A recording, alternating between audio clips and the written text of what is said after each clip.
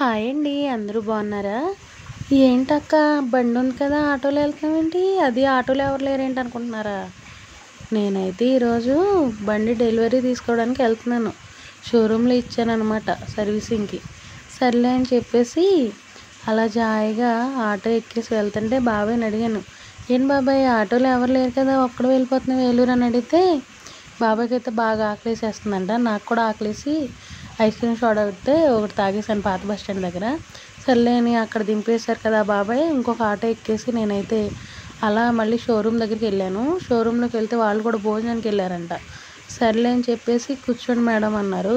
చక్కగా ఏసీ వేశారు, ఫ్యాన్ వేశారు, చక్కగా హాయిగా కూర్చున్నాను. సర్లే అని చెప్పేసి ఏదో పుస్తకం ఉంటే చదివాను కాసేపు. ఆ తర్వాత నాకు కూడా బాగా ఆకలేసేసింది.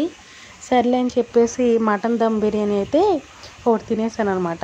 ఆ తర్వాత జాయిగా షాపింగ్కి వెళ్ళాను. అయితే ఆ వీడియో అయితే తీయలేదు, మర్చిపోయాను. సర్లే అని చెప్పేసి అలా వస్తా ఫ్రూట్స్ తీసుకున్నాను మా లక్కీ గడికి.